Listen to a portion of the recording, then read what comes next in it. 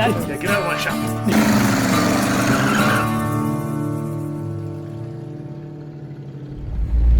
Do you ever get tired of going to the junkyards, Derek? No. Neither do I. Especially classic car junkyards. I know. Junkyards are amazing. It's like my favorite place to go. It's like the car guy Disneyland. We are just now pulling into one of the best junkyards that I know of. Ah, cars. Just cars. And more cars. What is up, guys? I am back at one of my favorite places, my buddy's boneyard. Now it's a private yard. Otherwise I would tell you guys where it's at, but this is like his backyard. This isn't a business. But it is full of all vintage iron that, you know, us car guys just drool over. And me and some other friends had pulled a few cars out of here, but rarely is anything for sale. I mean, rarely. You can ask about a car, but you know, you might get a phone call years later, and by then you've kind of forgot about the car. And what I'm here to pick up is that scenario. I had asked about this car, I want to say 7-8 years ago, maybe even longer. But it wasn't available. It was not for sale. And so I didn't really pay too close attention at it. I looked at it, you know, walking around it, popped the door open. Oh, that's cool. But I didn't like examine it as if it was something that I could purchase. And so when I got the phone call, hey, you still want that Charger? What Charger? That white one. The wrecked one? Yeah. Oh, well, hell yeah. He's like, we'll get your ass on up here. And so I had planned out that, ooh, the sun's coming back. Well, see, I had planned out this big day, or couple days. Me and Derelique. What do you think? Did we just call you Derelique? That'd be like your French name. That sounds weird. Well, we were going to attempt to try and make this car move under its own power. And so I had planned to be out here tomorrow, and I was going to be here early, and I brought all kinds of stuff to try and make it run and drive. And there's even a parts store here in town to assist making it run and drive. But then I got the phone call last night, and he was like, hey, you might want to come now. The weather is about to turn chitay tomorrow. It's going to rain for days, and as you saw, this dirt is super spongy when it's dry. Imagine this place when it's wet. I've been here when it's wet. Every step you take, you get about an inch taller. So we had to drop what we were doing, left this morning, got here at least with some daylight left, so we can try and beat the weather. It sucks, because I wanted to drive this thing out of here. I thought it was gonna be so much fun. But you wanna see what the car is? Yeah, I'm sure you saw it already, but check it out.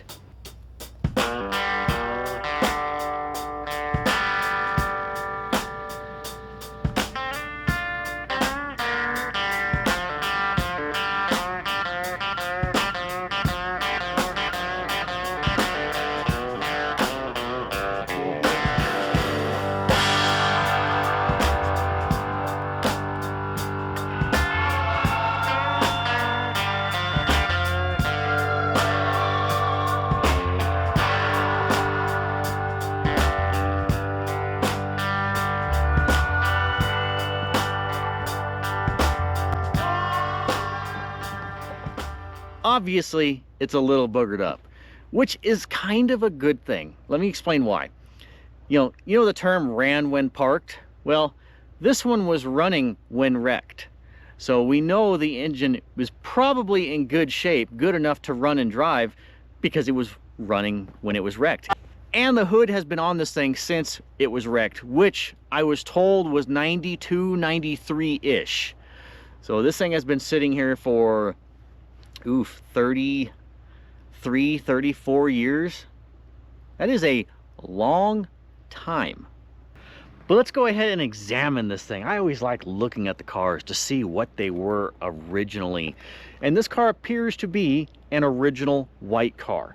If we look at the front of the doors, under, the cowl, the firewall, the Mako paint jobs, the $29.99 paint jobs back in the 70s and 80s, they wouldn't have gone through that extent to repaint this car a different color. Ooh, we got the cool pinstriping. Someone has added some personal touches to that. We've even got the cool pinstriping down the doors, the scallops, all the way down the quarter panels, the quarter panel extensions, and the trunk lid. And the tail panel has seen better days. See, this is a Utah car. Utah salts the roads here. So it's going to have lots of exterior nastiness, but now that I'm a purchaser, I kind of want to get a closer look at this thing. Oof, we've already got previous repairs. Look at this. I think they made the quarter panel taller than it was originally. Yeah, they definitely did that. This quarter panel did not drop down that low. Look, I had to drop the camera so you can capture that. You see they brazed it on. So this lower extension piece was brazed on, and it looks, ooh, yes, okay, good news, good news. The frame rails and the underside of this car is undercoated, so it's going to be in a little bit better shape. But obviously the trunk extensions, the quarter panels, and most likely the trunk itself is going to be chit, going to be Titanic. See, now in 1969, every year they find ways to chintz on things, to save pennies, which will make them dollars in the long run. And one of those things is, in 69, they started to introduce 8 1/4 axles into their lower power models. All the cars with the weaker engine, the Slant 6, the 318, and even the 383 two-barrel, they started to introduce the 8 1/4 axle into those models to save monies on production. Let's see what this car's got. Yes, it in fact has the 8 3/4 rear axle, and it's just a 318 car. So this must have been like an earlier production car before they started introducing that later. And let's see what it is. Yes, so it has a 1 in the VIN. Yep, XP29F9B. So, and it's 1.4, which means it was an early production car. So this had to have been before they started to introduce the 8 1/4 axles. Also, we can tell it was an early car because it's a 69 that does not have headrests. So later 69s, it was mandatory to have headrests. So those two coincide in this being an earlier car to match the VIN. Just those little details. I just find those little things interesting. This does not belong to this because this is not a disc brake car, and that's not a Mopar disc brake. You know what? Well, that's going to puncture a tire later. We'll throw it on top of a 1970 Challenger. I gotta check out the interior. I knew it was red, but it has been customized.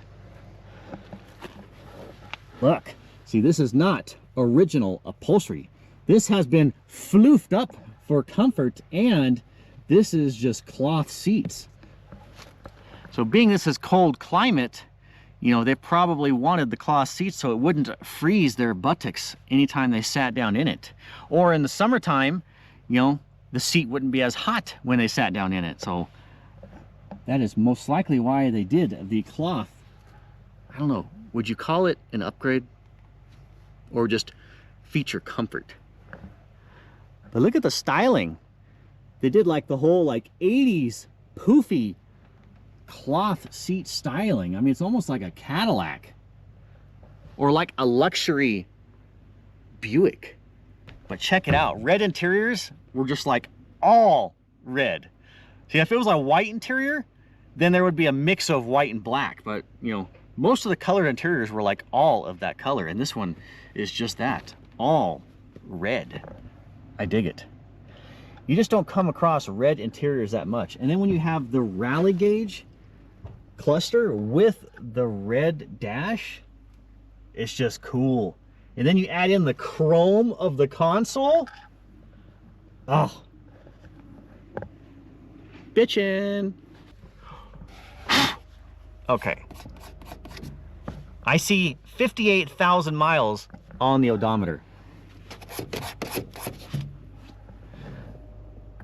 Now, by the looks of the brake pedal, I'm gonna say that's 158, especially with this thing being driven all the way into the early night. Ooh, keys. Keys, sweet, you never find cars with keys. Watch them not be the right ones. Let's see. We're gonna go with the rustiest one. Oh, snap. Doesn't even start. What a hunk of junk. But check out the door jambs. That's not even bad. That looks good. Not bad at all. And see, normally these are always busted out. Like it's always cracked right here from people slamming the door shut. It does have it a little bit right here. So it busted two of the MIG welds right here. But overall, the past owner was not a guy to slam doors. Ooh, I think I do see, in fact, one repaint. I could be wrong. See, right here we have original white.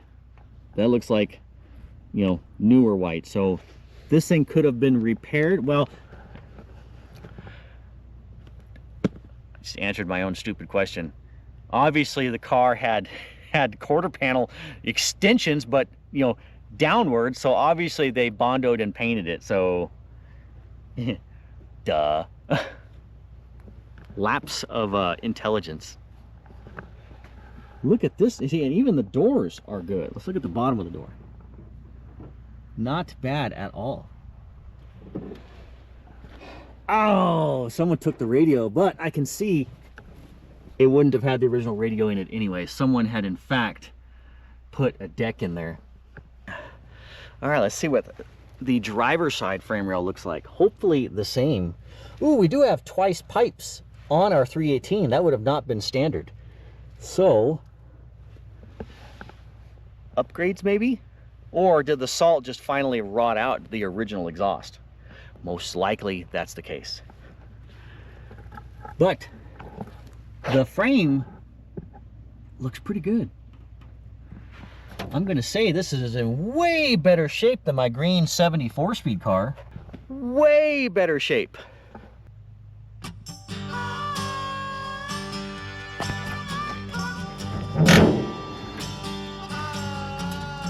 Ah, the hood stays up. That is great. Marvelous 318.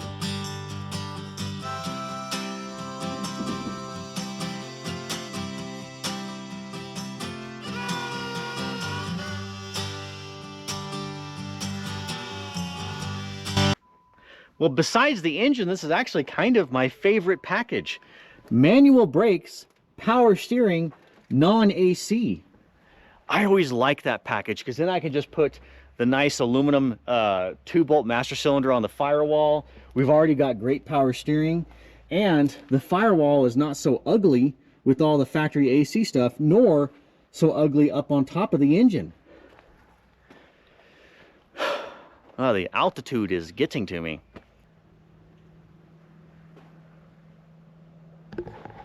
That is one bad thing about a non-AC car, especially a small block. You get the itty-bitty wee radiator, the 22-inch radiator instead of the 26, which is dumb. I don't know why they just didn't put a 26-inch radiator in it to begin with, instead of just making this huge filler piece right here. But again, it was probably cost, you know, maybe this radiator fit in something else, or the core did, and so they decided, well, we'll just put this in that since it's a 318 and doesn't make 375 horsepower or 425 with the Hemi. Even though it's just a 318 car, it is still pretty cool to have the original fender tag. And as you can see, this one is pretty plain. Like, it has light package and console. That's pretty much it. A01 is light package. And then we got C55, C16 is for the console and bucket seats. And we have V1X. V1X.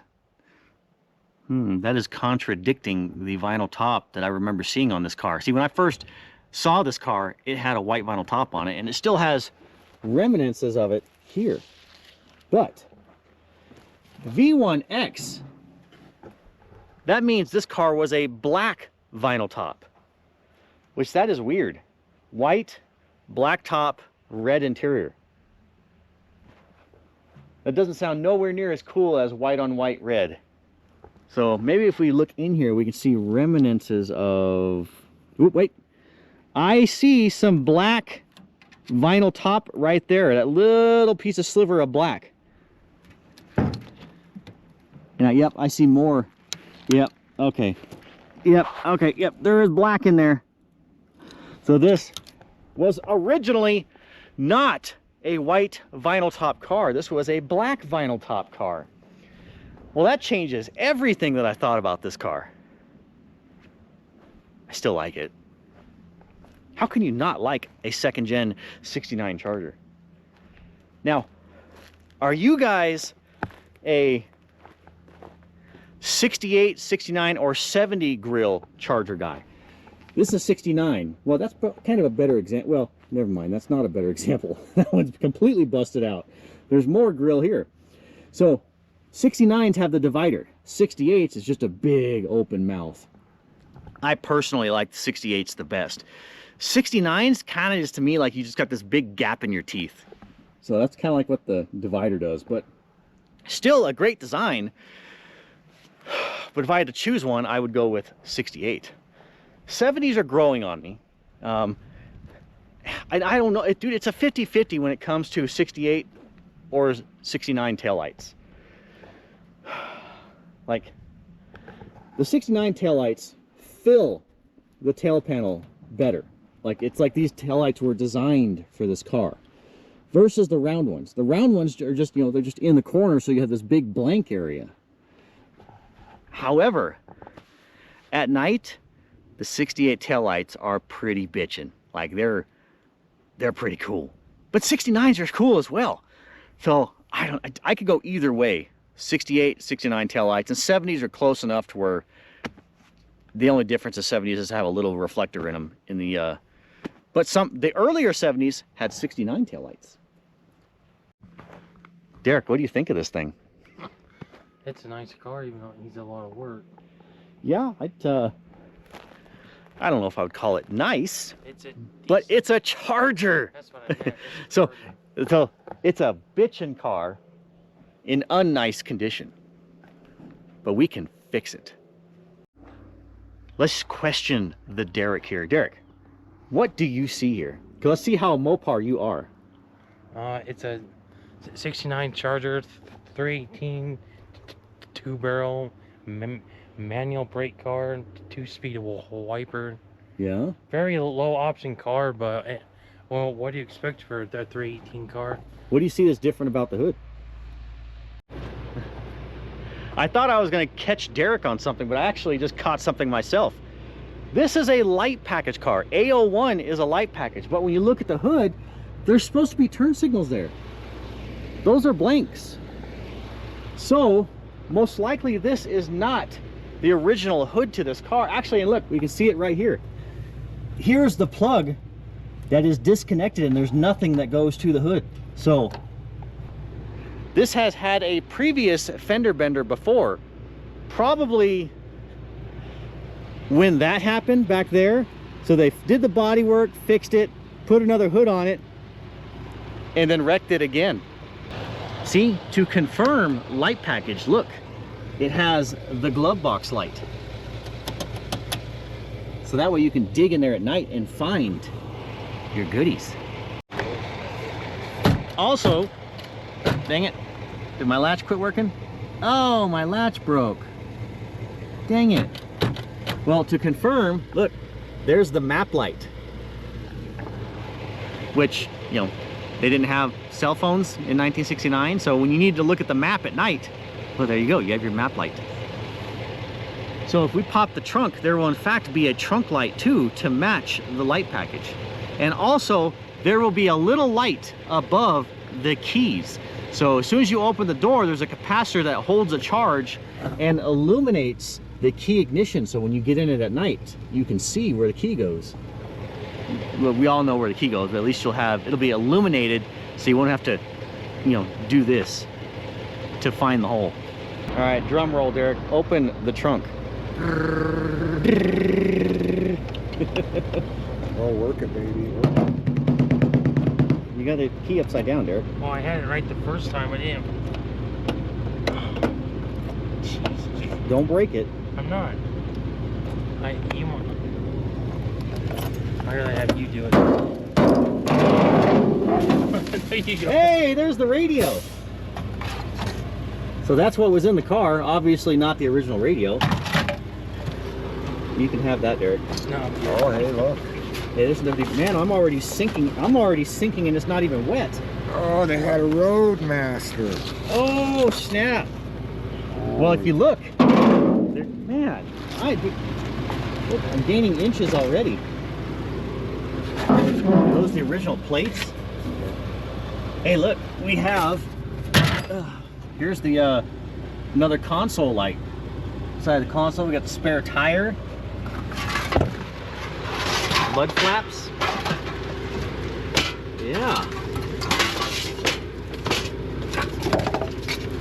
Get extra. Aha! See, I was right. There is in fact the trunk light. Man, I'm being weighed down by the extra mud. Hey Derek, you think we should go ahead and put wheels and tires on this thing and load it up before it gets dark and cold? You want him to lift the back out. Well, yeah.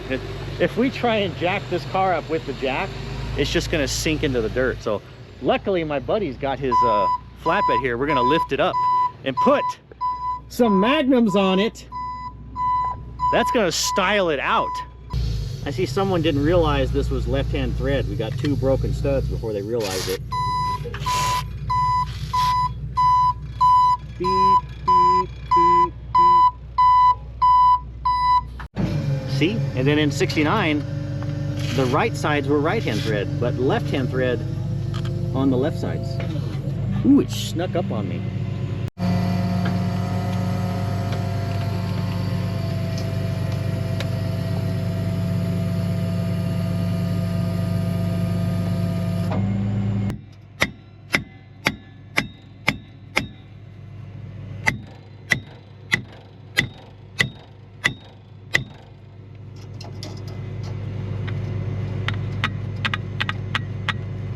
Freer,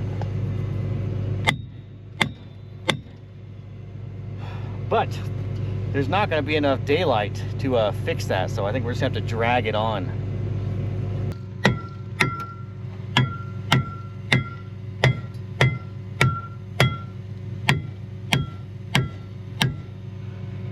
Ooh, we made Spidey friend leave his home. You know, this thing's been sitting in the dirt for a while. Look at all the crap coming out of the drum.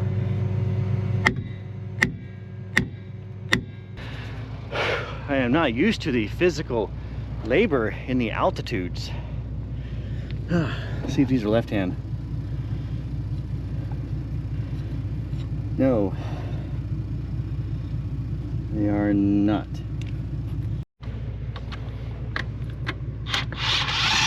Oh, that actually went on.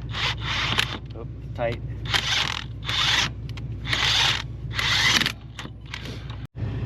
So, no wonder they broke studs off this thing, because it was even confusing to me. I have 3 left-hand studs, or 3 left-hand lug nuts, but that is a right hand. So we got 2 left hands and 1 right hand. So that would have been very confusing to whoever was taking this wheel off. No wonder they broke studs.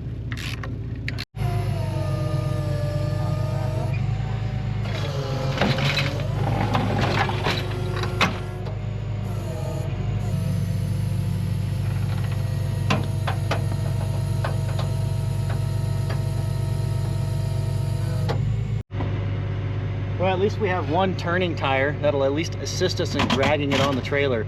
Because if all 4 wheels were locked up, we would have to steer it by pushing and shoving on the trailer. It'd be just like having 4 skis.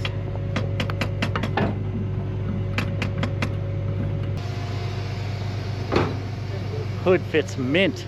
So we're actually going to drag this thing out of the silky dirt up to the hard compact dirt up on top of the hill.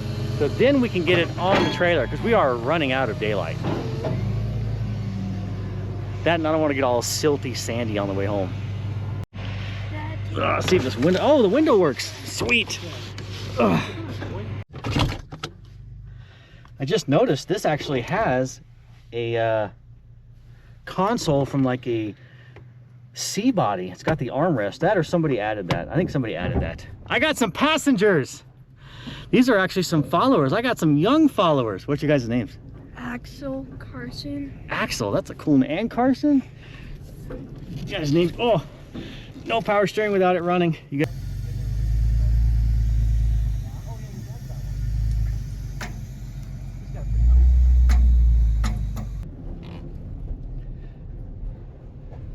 Hopefully the rear wheels will free up by the time we get up there.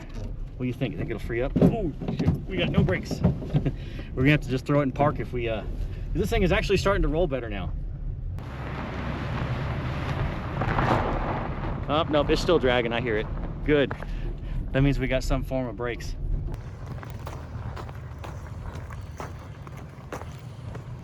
See, this is the tricky part. Whenever it rains here, you guys know this dirt just turns to soup, doesn't it? Trying to go up this hill with my little green truck, that wouldn't have done it, huh?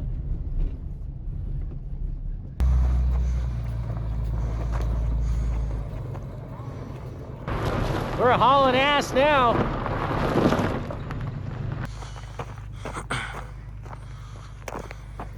Did it free up?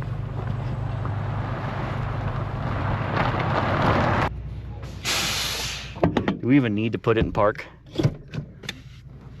I don't think so either. Ugh. Oh well, yeah, no, for sure that one tire was not spinning. Hey, we dug a trough. If you want to plant something.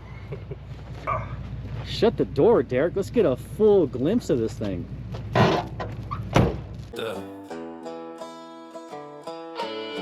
Who stay the same in the light or the dark. Ain't out here pretending. We just build different.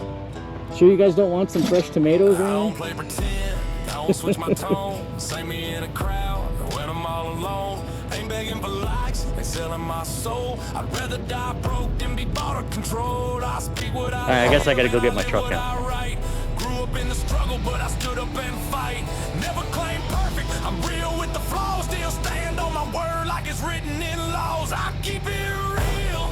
Never change for fame. Still the same boots. Still the same name. You don't like it, then don't come near. I ain't here to fake it. I'm just real out here.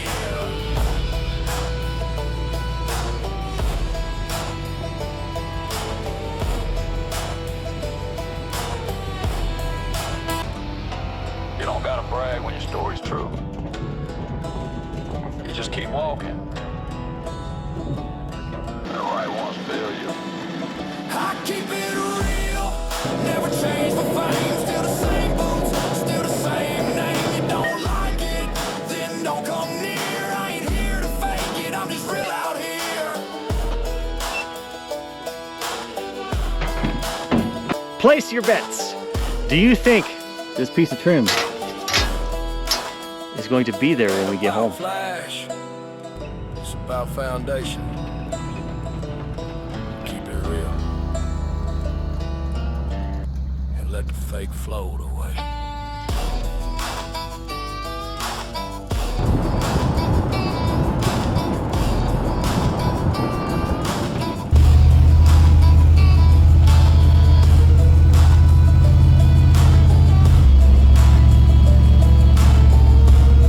Fuck did the road go?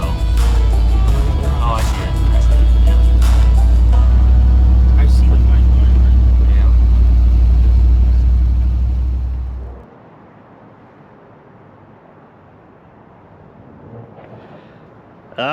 It's like 2 days later, man. The weather has just been shit. It's a good thing we got this car when we did, because, well, it's even colder and worse up in Utah where this car was at, and the ground is just now starting to thaw out. Like it's been raining here, you know, it's 2 days later, and well, it's been cold and windy even today. Like, this is now later in the day.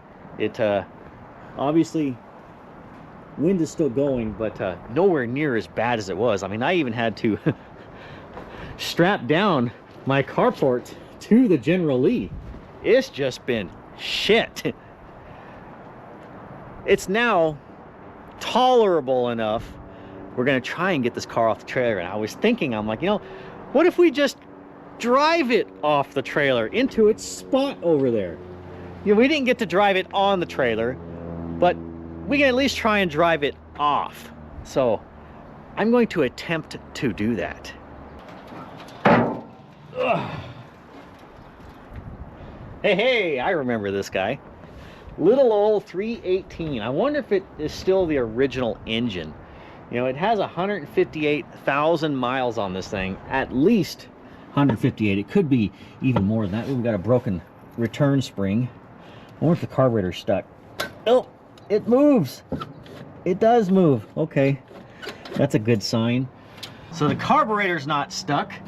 Let's see if the crank, see if the engine is locked up.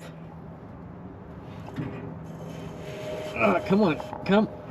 Oh, okay, it is moving. All right, so the crank is not locked up. That is a good sign. But I don't want to spin it around a whole lot. Let's pull all the plugs out, spray some lubricity into the cylinder walls, so that way when we rotate it around, we won't be scarring any cylinder walls up.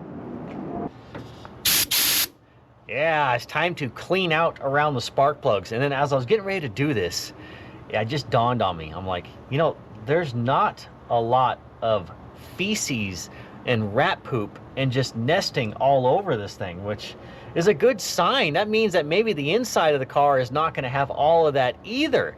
Because look, there's like hardly anything. There's like tiny pieces of mouse poop, little bits. So hopefully there's not a lot of infestation in the car. Like, look, you know what? Let's look at the headliner.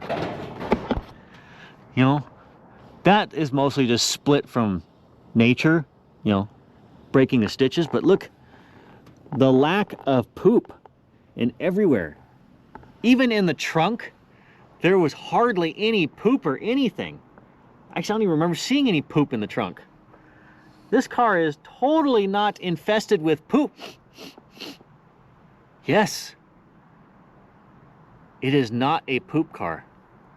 This might be a keeper. Being as it might be a keeper, we don't want to get inferior things inside the engine. So we're gonna go ahead and clean out all the debris around the spark plugs.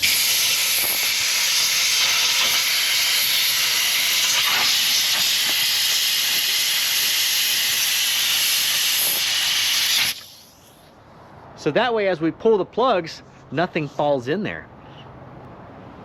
I can't believe it just hit me. This is not a rat-infested car. That Demon had poop all over it, and that's from North Dakota. And that is cold there. Way colder than here. It must just be this area where this car is from does not have rodent infestation problems. You know, pulling a spark plug is like getting lab work done on your body. When you pull it out, you can see how well it was running. You can check the carburation of the engine. You can check the ignition timing of the engine. You know, is it burning oil? Is there any metal debris on the engine? Is there any damage? So this is like getting an inside look of how the condition of your engine. So I'm really curious. I'm ready to pull the first spark plug right now.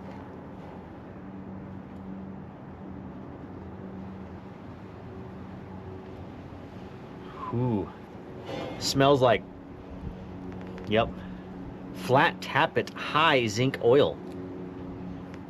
And rich. But not terrible. Actually not bad. Check it out. It is just all carboned up with just a little bit of oil burnage on it. Not a lot. There's a little bit of oil burnage on the electrode.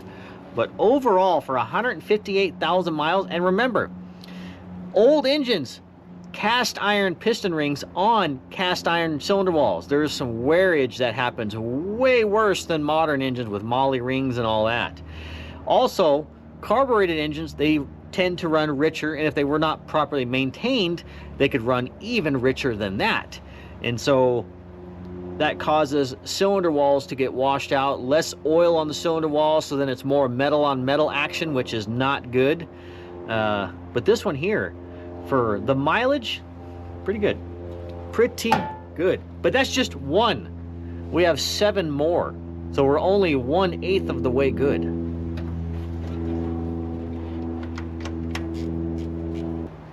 Here is cylinder number 7.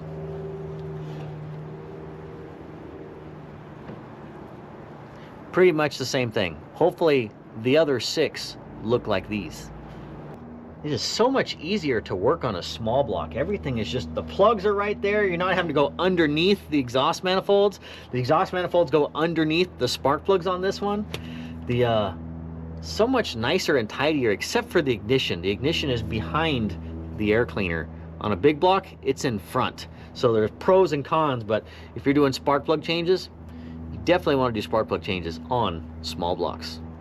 Plus you got all this extra room for activities. Well, the passenger bank has a little bit more oil burnage to it, but still not terrible. It was not the spark was not jumping the gap through the oil buildup. So I would say condition of the engine from the spark plug checks out good. I wonder if there's still any oil in it. There has to be.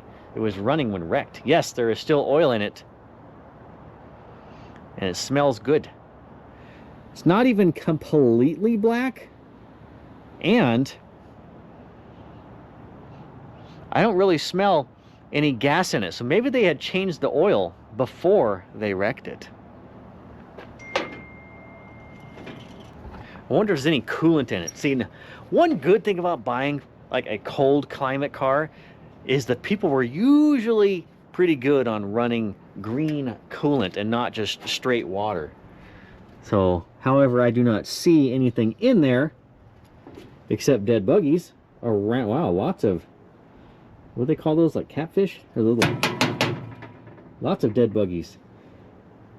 It's crazy that, oh, there's oh, that was probably a wasp nest on top of, yes, okay.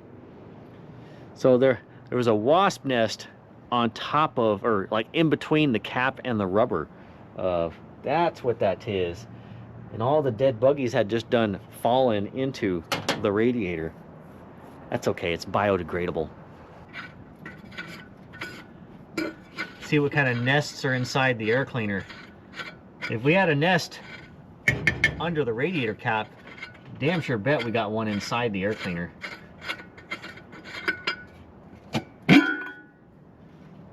Yep, I was in fact right. Oh.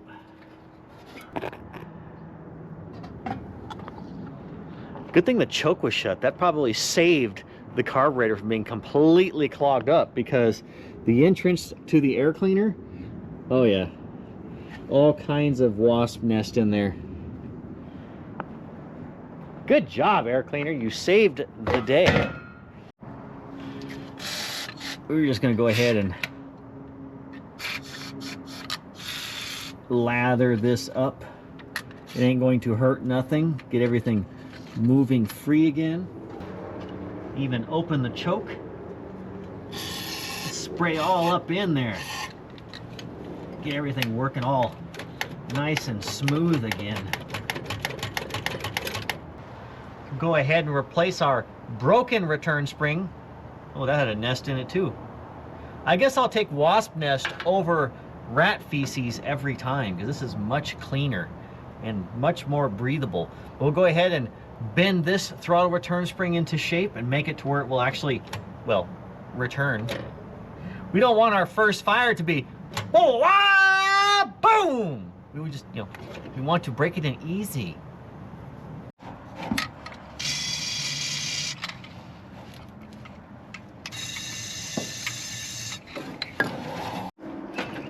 All right, let's see how well 158,000 mile 318 spins over by hand with no plugs in it. Oh wow, that is really easy, like butter. Look, just the pinky action.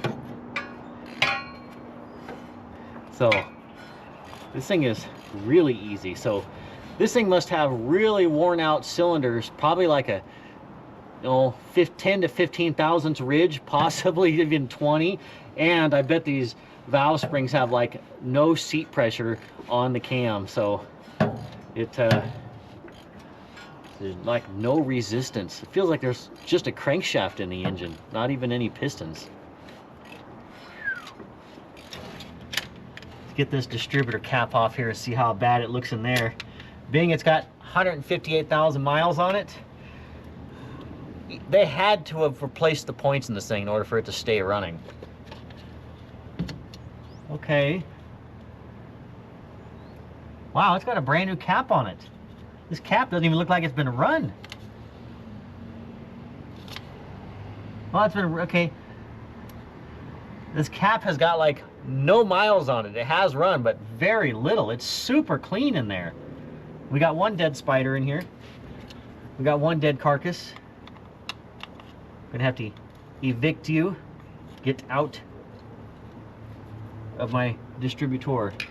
Get that piece of plastic out of there. Oh, check this out. It is in fact never going to run well with no strap being on the rotor. Of course, it had to have been running in order to be wrecked. Ah, okay. Here it is. Well, you know, the distributor is actually in pretty good shape. So it looks like they had replaced the points, condenser, cap, and rotor right before it was wrecked. So we're just going to go ahead and sand up the contact area for the points, just so that way when we're attempting to fire it, we will for sure get contact. And then we'll have to put another rotor in here. That's a given. Aha! I found a rotor in my stash and it still has the tang on it. So that will actually transfer spark and have a running engine, hopefully. Damn, look at the freaking swing. The mechanical advance on this distributor. Geez, this thing would have to have like probably 7 degrees of timing in it in order for it to not be maxed out at the top end. So we're definitely gonna have to pull this out and weld up half the advance, so that way we can have at least 15 to 18 at idle, maybe even 20. So we'll do that later. We'll just try and get it running now. Well, we don't need to find where top dead center is on number 1 because it was running when wrecked, right?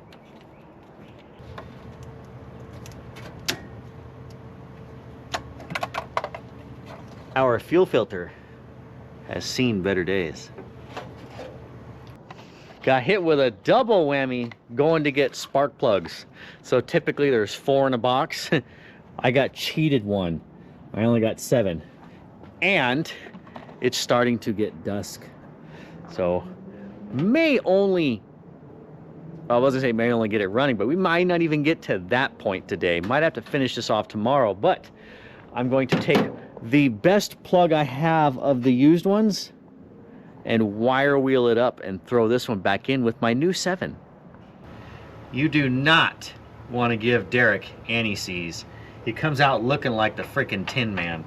So I'm gonna go ahead and get all these anti-seized up while Derek is not here and get these guys slapped back in. It is a real thing. It's almost like Derek body paints himself with the anti-seize. It is crazy the first time I seen him using anti-seize.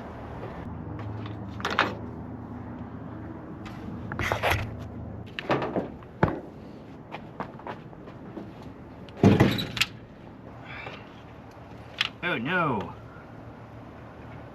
Dang it. The ground is not going to reach. Aha! I have a longer ground cable. Much longer, but at least it will do the job. So we're going to go ahead and swap that out real quick.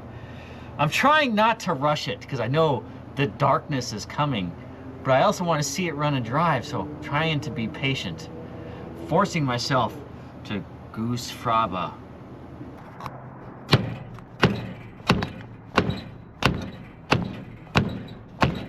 Battery terminal installation tool. Starter tool. Okay, let's see if the starter's even gonna work. Spin this thing over a little bit, circulate all that lube I had sprayed in there. starting.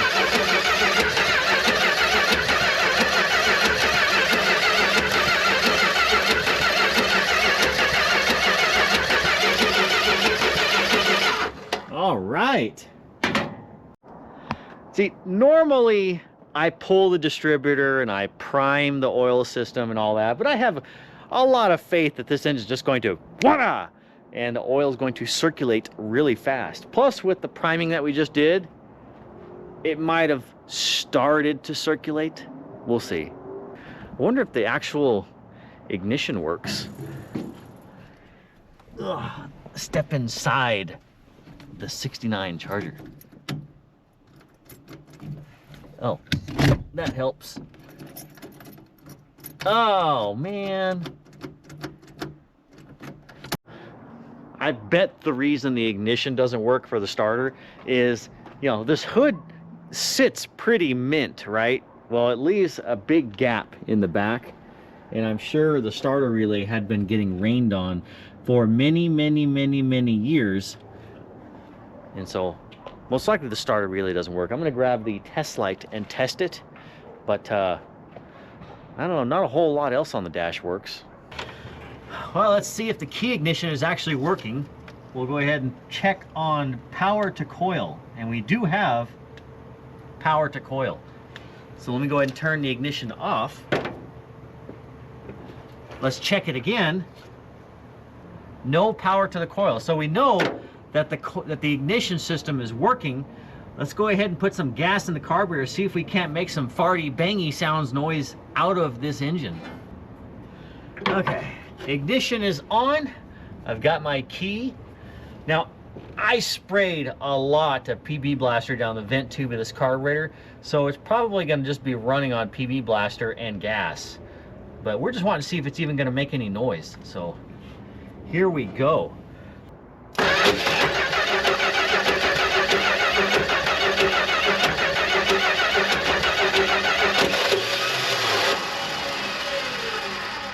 Ah, our starter's getting weak.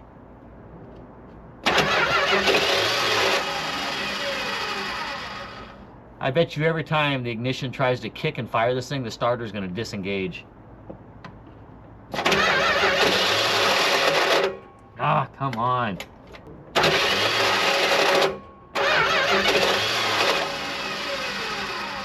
This is annoying.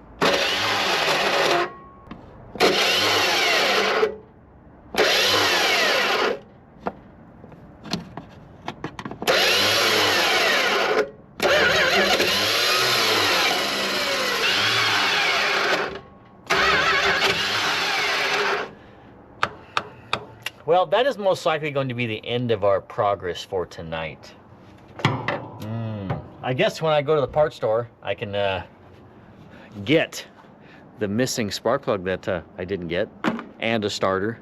So I guess I will see you guys in the morning.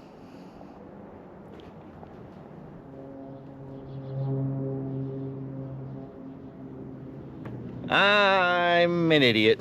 I left the damn key ignition on all night, so killed the battery, possibly killed the coil too. I know when you leave the key ignition on, those coils just get hot and hot and hotter, and then eventually just go poof, and start leaking out their guts.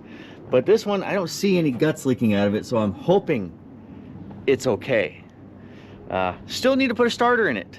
So that has not changed. So while the battery is charging, let's see what our percentage is. No way. All right, I'm gonna say, yeah. Time to swap this battery out. It is kilt. It says it's a 99% at 6 volts. Kilt.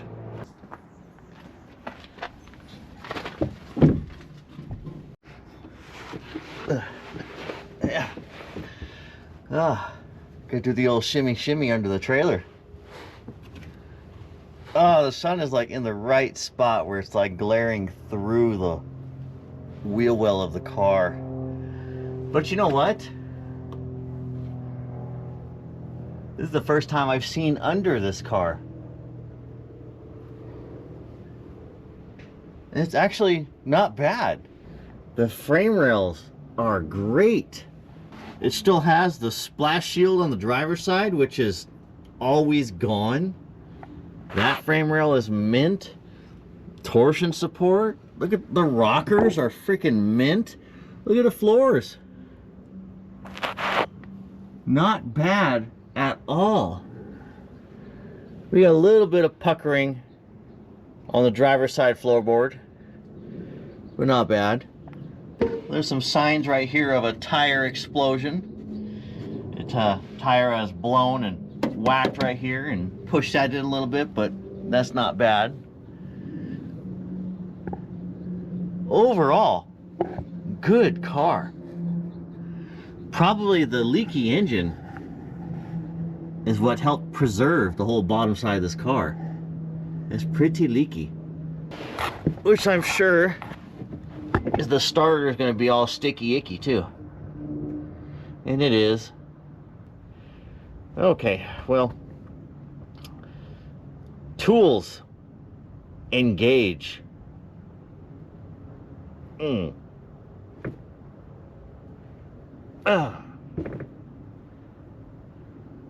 guess I'll have to go get them.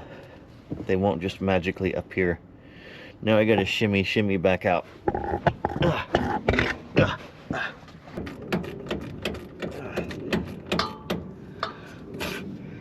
Yeah, the trick is to not be directly under what you're working on, but sometimes you have to just to see what the hell you're doing. Notice I put safety glasses on so I don't get yucky muck in my eyes.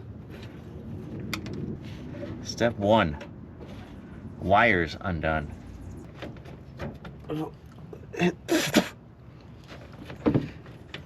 At least I don't have to worry about black widows in this car. It is too cold there. How the...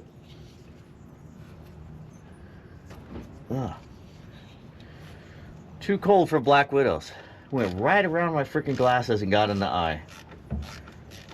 I just foresee myself hitting right on that cotter pin. I see it. Aha! Yes! No injury. Okay, starter. Oh, watch out. How many bugs are on top of this thing? They're gonna fall right in my mouth.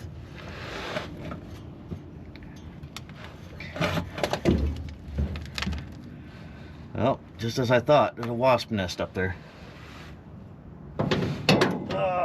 I am victorious. Let's go ahead and get that wasp nest down before it falls in my face. Down my sleeve. The car life. No, no, no, no, no. Man. We got major problems. The torque converter is screwed. The ring gear on the torque converter is missing teeth. It's toothless. There's like 1, 2, there's like 6 teeth right there that are missing up at the top. And even the ones that are there are just all chewed up. Ungooder. Which is more proof that this thing has 158,000 miles on it, because that is a lot of starter engagements. Yep. Now the transmission has to come out. Because even if we put a new starter in here, it ain't gonna fix that. Damn it. I can't even blame Derek on this one. Ugh.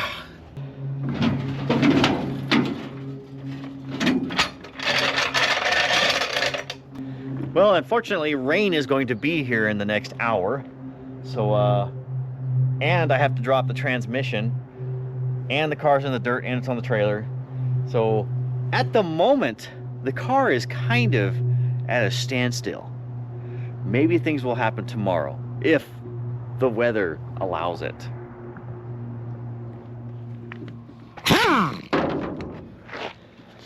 Well, it has finally warmed up a little bit here in Las Vegas to where I'm into t-shirt again. No longer wearing still a little bit nippy, but I can tolerate that.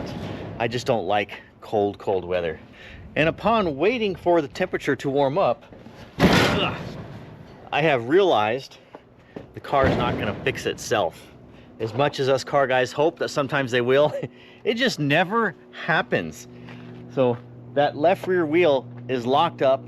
I'm gonna try and take this over to my buddy's shop, get it on a lift and pull the transmission because I'm out of space here, except for dirt. And I don't really want to pull the transmission all that in the dirt. So I'm gonna use his lift and try and fix this thing to where it will run and drive and move.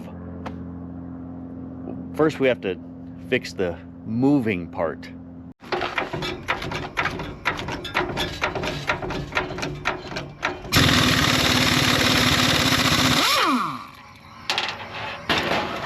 It's still confusing having two left hands and one right hand.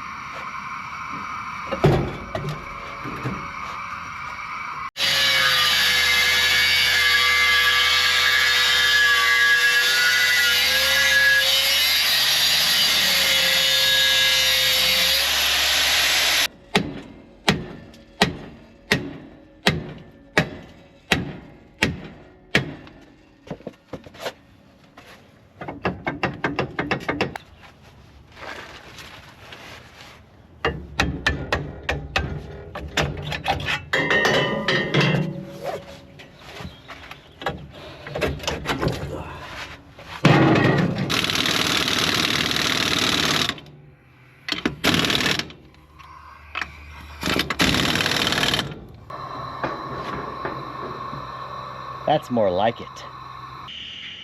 I like corn. What am I saying?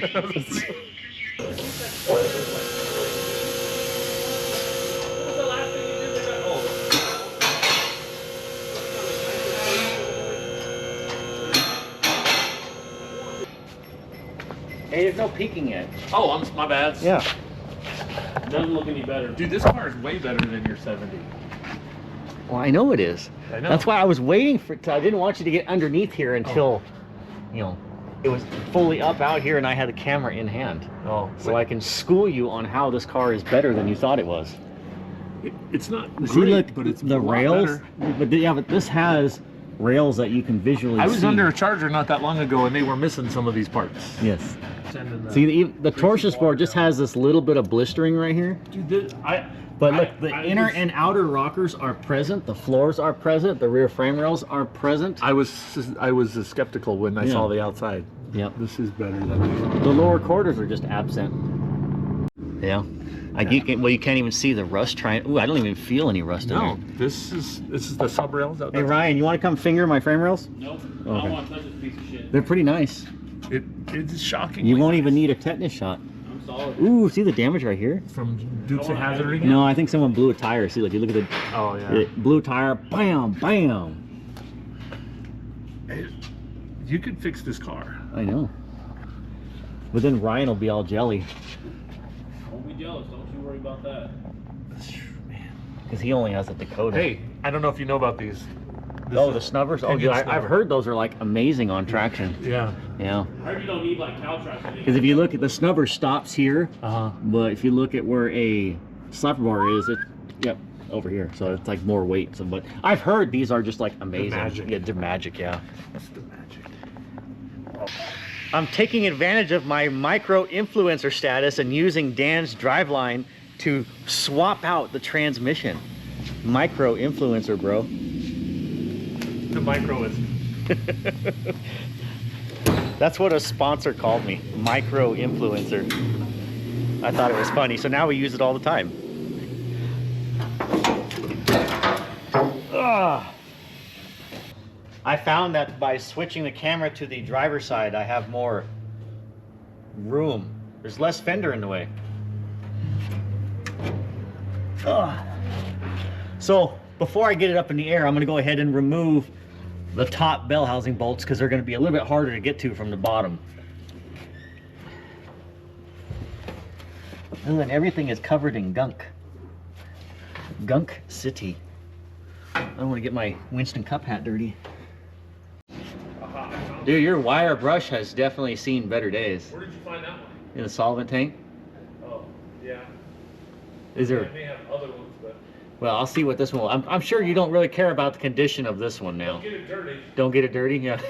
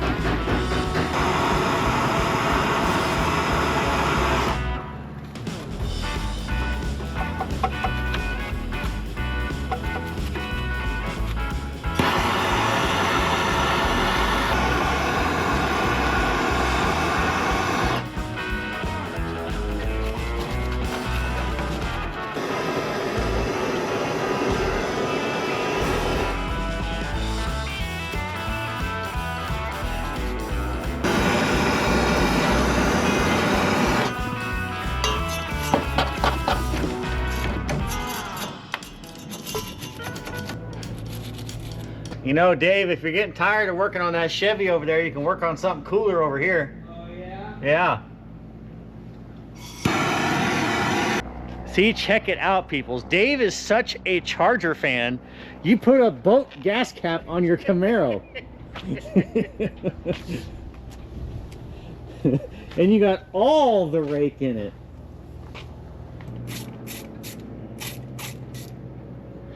Being this is a 318 car, it has the small drive shaft and small yoke to it. Not that you guys need to know that, but now you do. And also, this is a 741 case, which has the weaker pinion to it. So this is the least desirable of the 8 3/4 third members. But it is plenty good for a 318.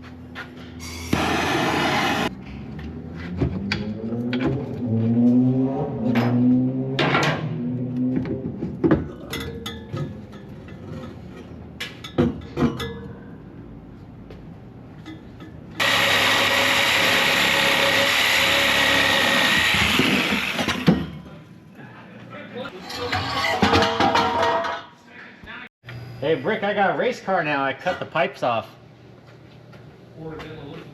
Or a demolition derby car, yeah.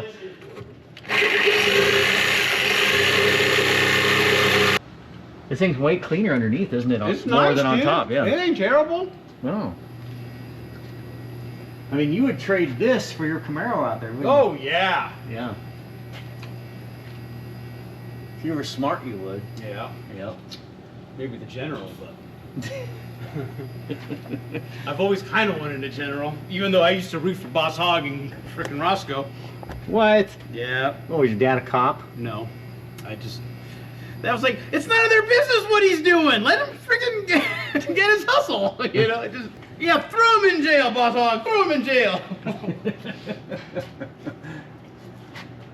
You're like the anti-good guy. Yeah. Just don't mind the cracked tires. The self-tapper in the tread will keep it inflated.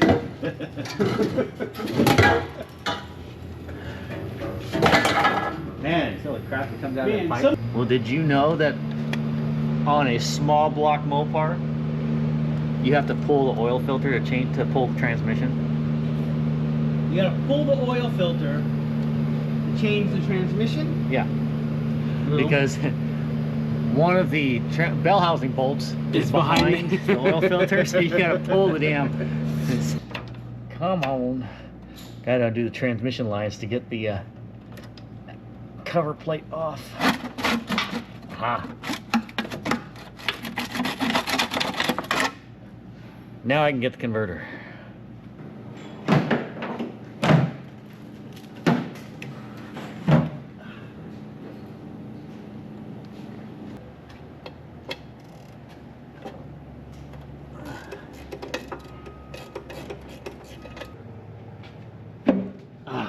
separation. Ooh, you know what? Before I rotate, I need to mark where they're at because the bolt pattern is not symmetrical.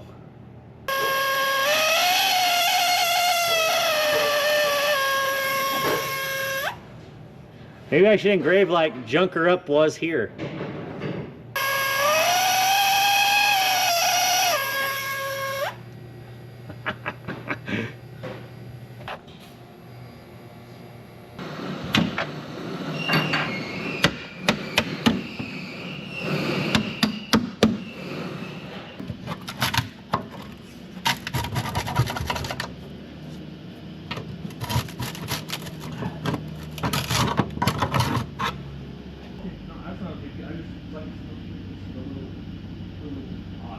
This is not in slow motion, it's just that slow.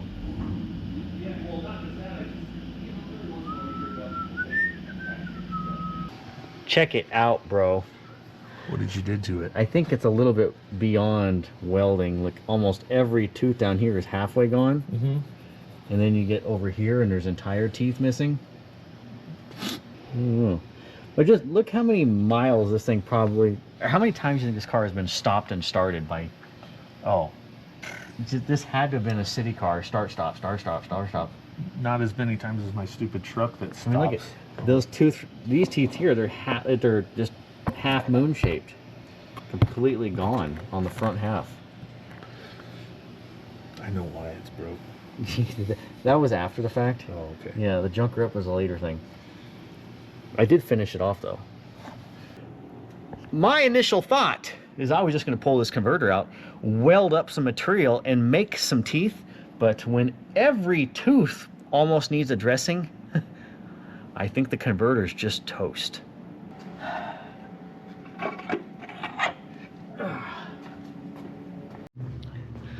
Well, the day is done here at Dan's Driveline. Converter issues. I'm going to take the converter home in case I decide to try and weld the teeth up. I did put out feelers to see if anybody here locally in town has a 904 converter. So this thing will have a converter in it and transmission back in it tomorrow. It has to, because this is place of business. Ooh, this is a hot rod that I have been helping build for the shop. So I come over here sometimes during the week and do a bunch of metal work to this thing and try and get it built for them. I actually made this quarter panel. But I need to finish this so we can get back to other things in the shop. Like dyno things. Maybe we'll dyno the engine in this thing, see how much power we can make out of the LA318 on a budget. Well, I gotta drag my butt on home.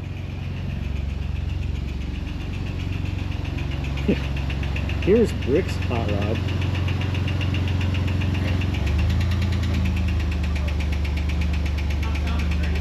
Sounds mint, bro. Race car. Yeah, this thing is turbo ready. I have another one that I'm going to turbocharge.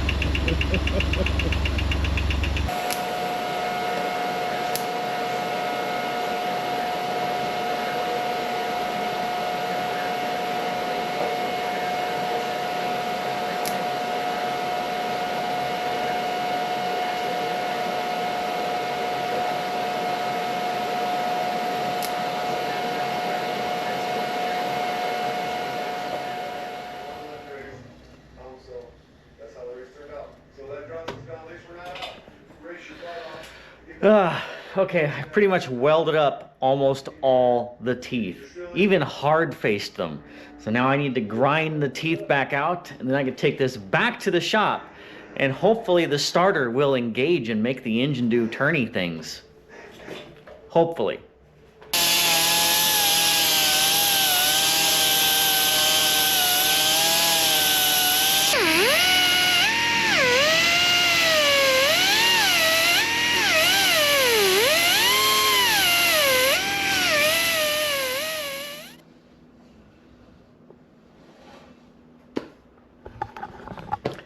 I got all my teeth again.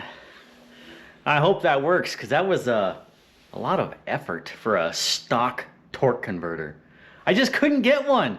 I put the word out, but no one had a stock torque converter locally for a 904. All right, I am back at the shop, and I gotta get this thing done today because this is the weekend, and like, this place has to make money during the week, right? Somehow?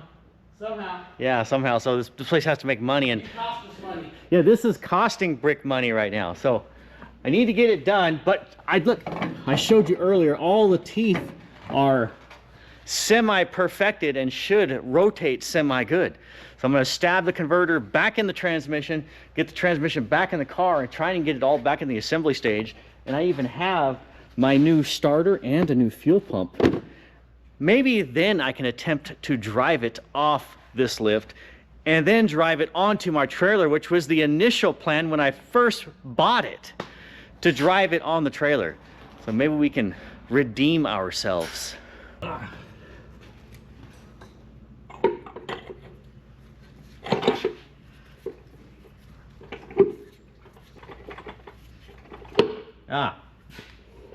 Aha.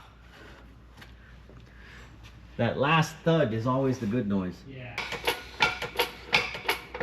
Pump it up now.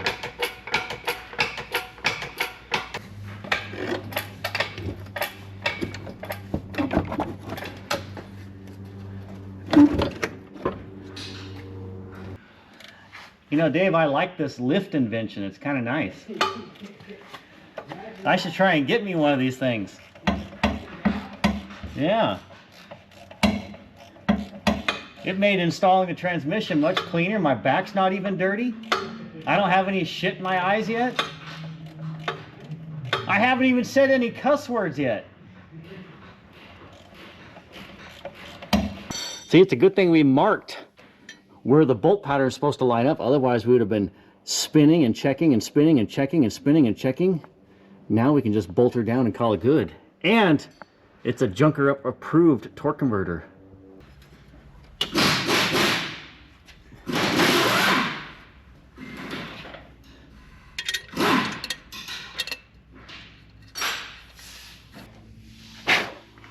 And one thing I had noticed yesterday that I forgot to mention is either the engine or the transmission had been out of this car before, because the converter is rattle canned red, and that red matches some of the red that we see on the engine itself.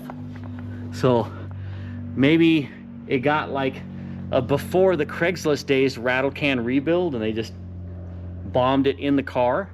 Do not know, but one of the other has come out. I bet you the engine was probably freshened up at one point, because the freeze plugs are brass. And I think they were originally steel. That and the engines were not red. Also, we've got like your typical hardware store grade 8 bolts, and then we have actual converter bolts. So we have two different types of hardware, red engine, different freeze plugs. I'm gonna bet the engine has been out of this car. It might not even be the original. We might not have the numbers matching 318. Click it, torqued to spec. You know, the original starter that was in this car actually seemed to work pretty good. I thought it was messed up because it was just grinding. I was thinking the Bendix, the pinion gear here, wasn't opening all the way or didn't have the torques to engage. But instead of putting the original in and hoping that it's all good, I already have a new mini starter. So we're just gonna go ahead and slap this guy in, and this thing might spin it over even faster to help starting, because it kind of feels like it doesn't have any compression. I should have done that test, but when you can spin the entire engine over with the plugs in it with almost no resistance by the fan on a 50-year-old fan belt, there's not a whole lot of compression.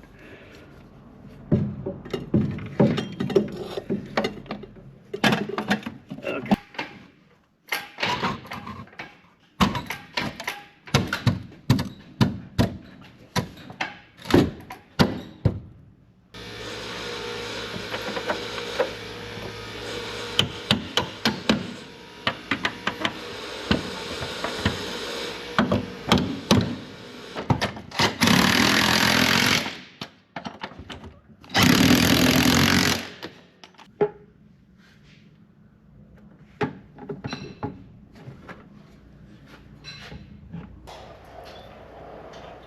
Just think of how much extra labor he'd get if he had lifts that went up and down faster. Yeah. I mean, I could have probably gotten like an extra 5 or 6 bolts out by now.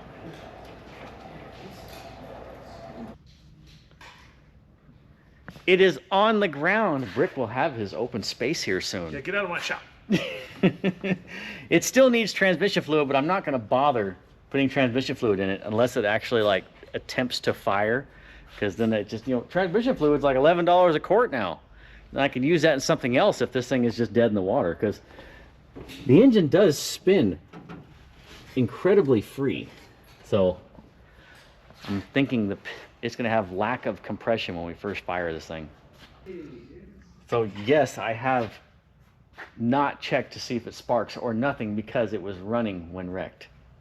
We'll see if it's still running. Yeah. I'm gonna grab a screw. I'm gonna grab my starting tool. Or I'm gonna grab Brick's starting tool. It's got plenty of wear on it. Mi casa es su casa. Yeah. All right. So if it actually cranks, I am genius and fixed it. I need a shirt that just says I'm genius. I know, I heard that in the last video. Well, last several videos. 'Cause Oh. I've always done something that was like genius.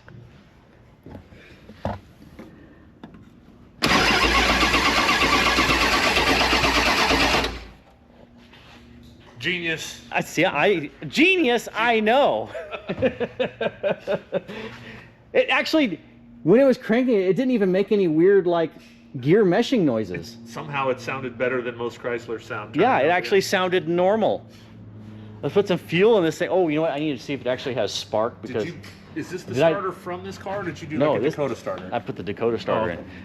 It has one of your starters in it. Nice. But All things Dakota. I neglected to tell you, or forgot to tell you, I left the key on the other day, Yeah, and it completely killed the battery. And you know, with ballast ignitions, it just keeps pulling on it. yeah, and Yeah. so I don't know if the coil is smoked or not. Hey, can you pull the coil wire, put it to your tongue? I'm gonna crank it. No, I can get a timing light if you want to Oh. see if it's. Hey Dave, can you put your tongue to the coil wire? We're gonna crank it. I'll be right there. Okay, we got a volunteer. I wonder if the actual starter relay even works, because it was not working before. Hey, hey, hey! This car's coming back to life. It is. The starter, like, to run. maybe just the jolt of it being on the lift and going up and down, the relay freed itself It up. just needed some attention. Now it feels loved again. Yeah. Okay. Do you want a timing light? No, but Okay. I will do this. If you want to crank it. Yeah, put your hand on it. Yeah. These are old wires too, so they're probably not insulated as good. Oh, wait. Brain fart. I grabbed the wrong part of the wire. Go now. Go now. Hey, we got spark. Do it again. All right. I see It's it. fairly consistent, and it's actually orange. It's not like real faint. So, So your points are good. Your condenser's good. Your actually, someone had put a new cap and rotor and condenser on this before it was wrecked. yeah. Yeah. They probably were. Anticipating that I was going to come by 33 years later. Oh, I was thinking they were plenty pissed off after they got it wrecked, saying, "Man, I just tuned this thing up too." Oh, I'm surprised they didn't take their condenser and all that stuff back. Yeah. Yeah. Stupid chokes. Here you go. That fixes Do you it. got some fuel? I do. Hit the key. Do you want me to grab a fire extinguisher? What's the chances it's in Ooh, here? well, that's a lot. It's in park. And plus, there's no tranny fluid in it. Oh, Come on to life. you ready? Yeah.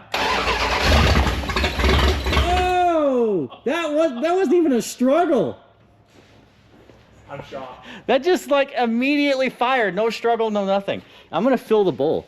You know, I said I would put transmission fluid if it attempted to fire, so we know it will run. You're gonna spoil it with transmission fluid? Yeah.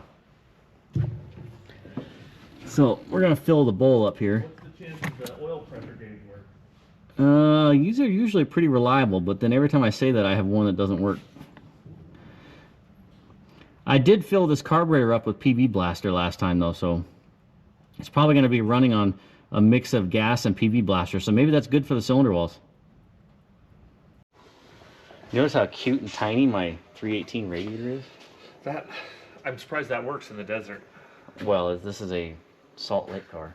I suppose. It probably never saw above 90 degrees. Let's try that again. You want to operate the key, I'll sir? run the key. Yeah, this is exciting. I will run the throttle. I filled up the bowls, so let's see if it runs for longer than a couple seconds. And it sounds like a race car because the Yeah. pipes are closed. It's gonna make wah noises. Ready? Yeah.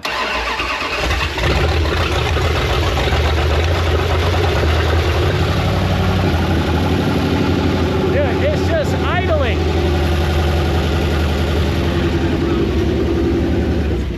Oh, it started to come off the zero. So, The oil pressure did? yeah. Well, it sounds like it has oil pressure because the lifters aren't going like clickety clickety clickety. But dude, it just fired up and idled. Yeah. Like, Amazing. been sitting since 1992 and fired.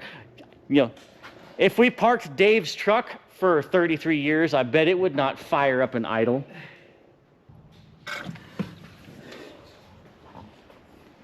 Now I know this thing's not going to idle as long as like the Slant 6 did when you just fill up the bowls, but that was like an impressive first fire.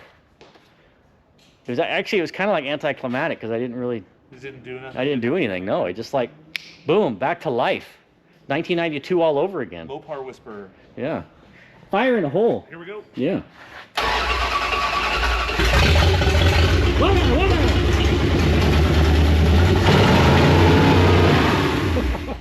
That's stuck. The throttle stuck? I let off and it. Oh, it's stuck? Oh, why did it stick? Oh, was it stuck on the carpet? But you know, I have to commend you. You were really quick to shut it off. Well, It was almost like you went, wah! no. You said you were gonna run the throttle, so I was not ready. But But the throttle stuck? when it, yeah, if I hit it now, does it come back? Hit it. It comes back. I wonder if it just got caught on the... Huh.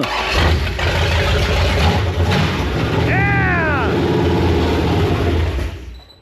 That's it. I think we need to put a fuel pump on it. Man. But that is like success. It doesn't even run long enough to check the transmission fluid, but it will.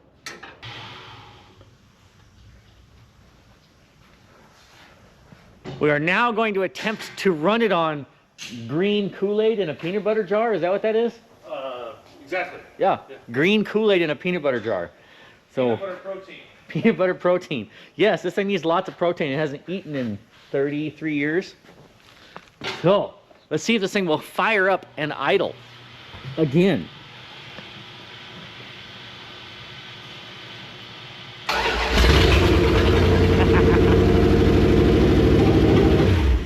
Oh wait, I forgot to hook up my Kool-Aid pump.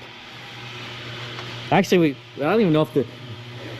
Do you actually think the needle and seat in this thing is going to work? Do you think the needle and seat's going to work? Oh, I don't know. I seriously doubt it. We'll find out. I would say no, but everything's been going your way.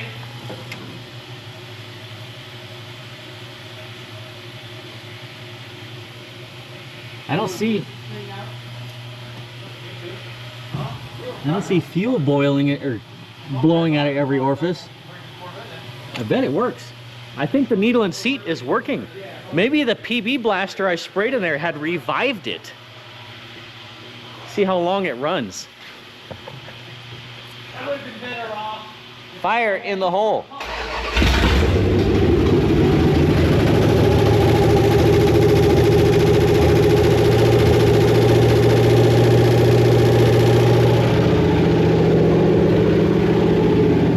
Like, what are the vitals? Oh, we have oil pressure. We have a registered oil pressure.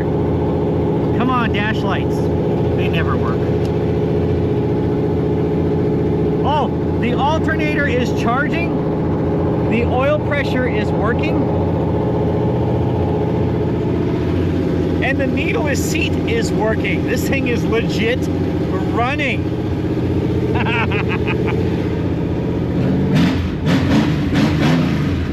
Oh, the gauges came back to life. The lights on the gauges are working now.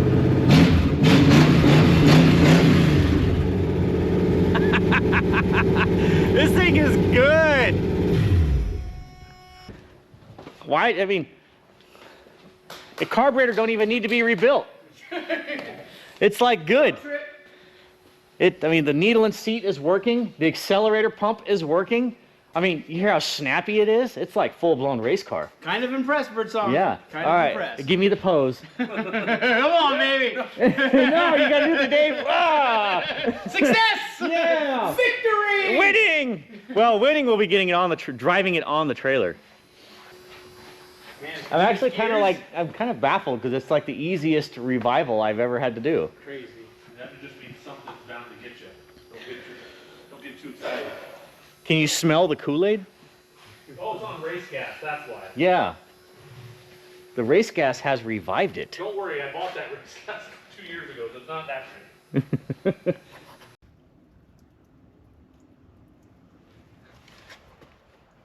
You know, it wasn't leaking until I came out here and you pointed it out. Sabotage! Yeah, so, okay, running when wrecked. Okay, the fan most likely collided with the radiator because we have some scarring there and it is urinating out of the radiator. So, long drives are out of the equation for this one. But it can still drive onto the trailer. That's still a win. That's a win, yeah. And if it can do a smoky burnout, that's like double Nice. win.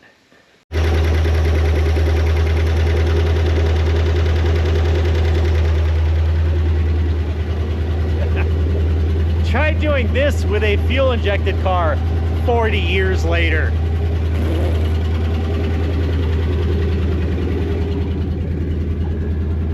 Oh yeah, we've got 30, 35 pounds of oil pressure at idle. Charging. Oh yeah, lights working. Check it. I love the green luminescence of the rally gauges. Awesome. Dude, it just... Oh, the buzzer's working now. It's just coming to life. The buzzer was not working a minute ago. The gauges came to life. The buzzer came to life. It just wants to go. So just for shits and giggles, we're gonna put some fluid in the master cylinder. There's reminiscences of fluid in there. So it's not completely bone dry, but the only fluid I've got is transmission fluid. And so Dave assured me that this is going to work perfectly. I already swiped the camera away. They can't see you shaking your head, so. Cycle the brake pedal a few times. See if we have brakes that come back to life. I'm doubting you, but I'm hoping at the same time. Ooh, bubbles. Bubbles is a good sign. And it's sucking fluid. It did take fluid down.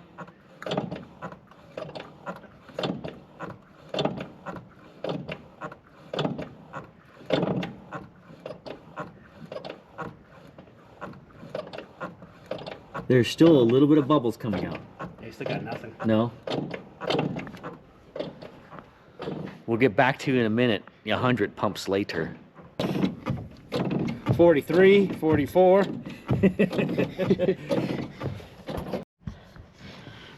You know, Brick was right. These seats are quite comfortable. Dude, there's no drums on the rear. Well, I know. I took them off. Oh, they're gonna work great now. Oh, we don't need rear brakes to do burnouts, Dave. 95, 96, 97, and we are starting to get brake pedal. I am starting to feel resistance. 100. Is it still sucking? Yeah. Oh yeah, I'm feeling it. I'm starting to get something. I'm telling you, it just wants to be alive. I gotta switch legs now because it's starting to get...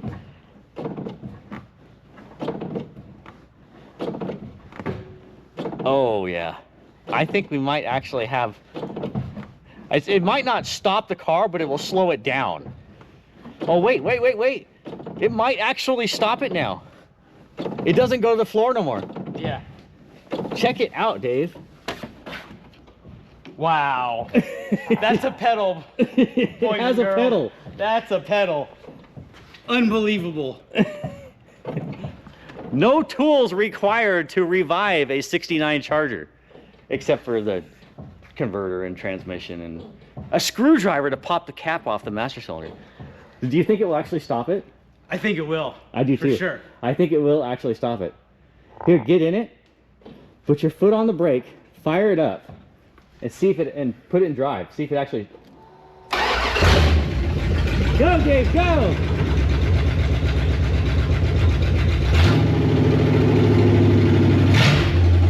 Oh, is that reverse? Yeah. Oh, did it move? Yeah. Hey, Brick. Yo. Guess what? Run. We put transmission fluid in the master cylinder, and 107 pumps later, there is a brake pedal. Man, you are the Mopar whisperer.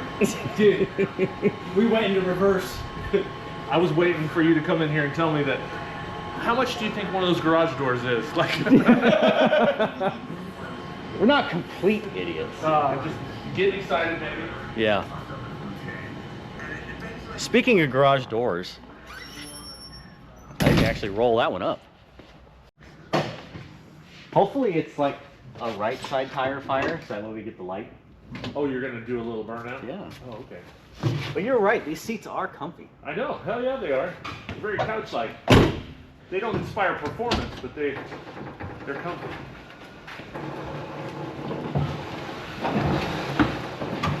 Yep.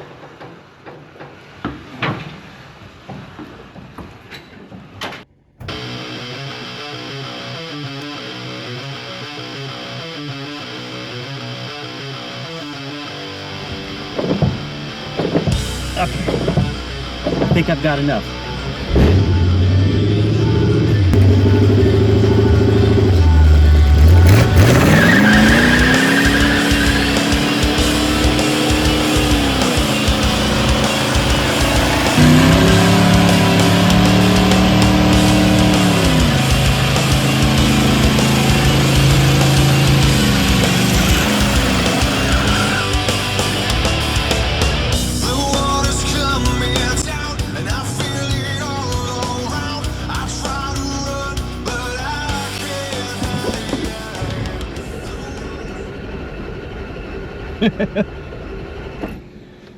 Okay, it won't start.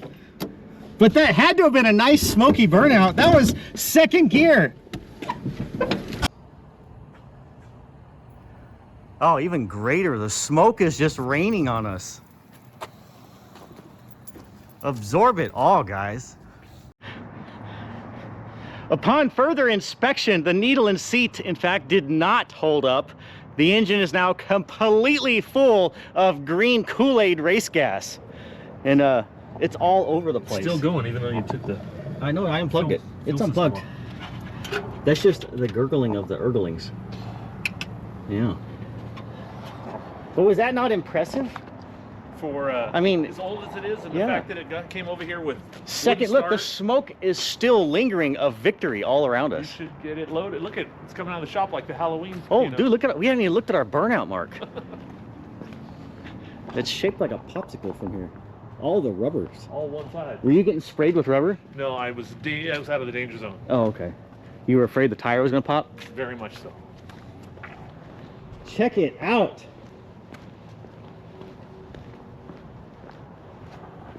Dude, Victory!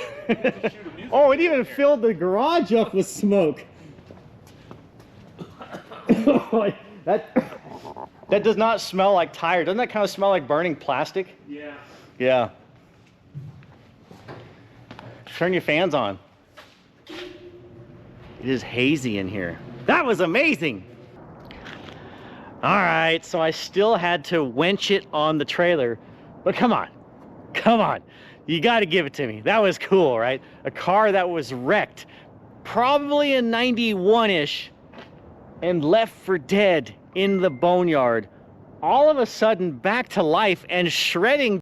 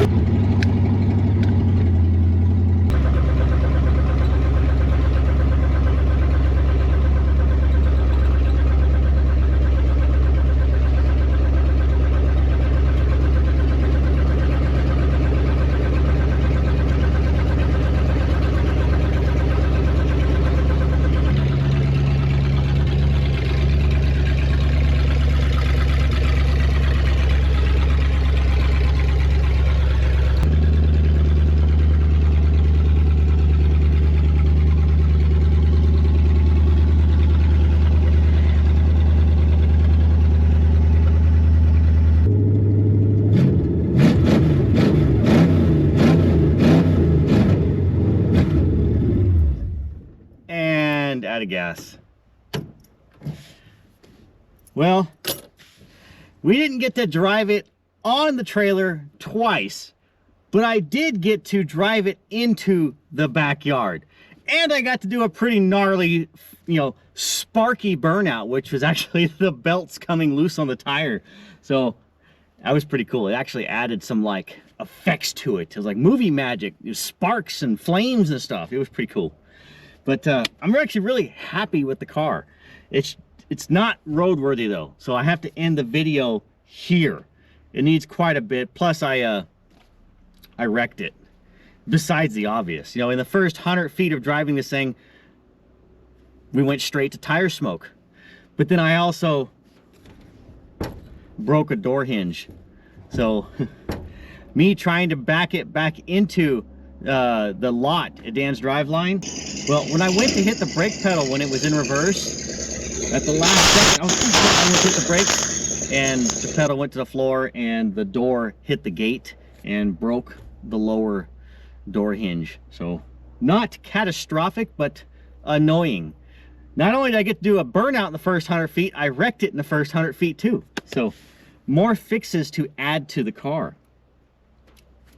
It's a bitchin' car though. Yes, it needs a lot of work. I mean, it needs both full quarters, trunk pan, rear valence, tail panel, rear cross rail, trunk extensions, wheelhouses, roof skin. I mean, it needs a lot of work. But the whole running when wrecked theory was good. Like, this thing kicked over instantly and just purred and just idled. Do you think your fuel injected car 50 years from now, you go out there, put a battery in it, and it'll just voila, fire up? Nope, it ain't gonna do that. This one was brought back to life very easily. Well, besides, you know, the whole welding the torque converter thing up. But I dig it. Now I just need to find time to do something with it. But you will see that later when I get to this car here on Junkerup. So if you haven't liked and subscribed and you find all this kind of crap entertaining, as I do, go ahead and ring the bell and hype and all that stuff that, you know, they tell you to do. I'm not real hip with it, but it makes the channel do gooder things. I'm so bad with YouTube. I just want to have fun with cars. All right, guys. Thanks for watching. And I'm going to try and not put any more dents in this thing until we get it fully functional. Like, drivable. Like, around the block and stuff. Maybe we'll even do some dyno things to this motor. See how much power we can make on the down low of the 318. I don't know. I guess I don't really need to hide the keys. It ain't going nowhere.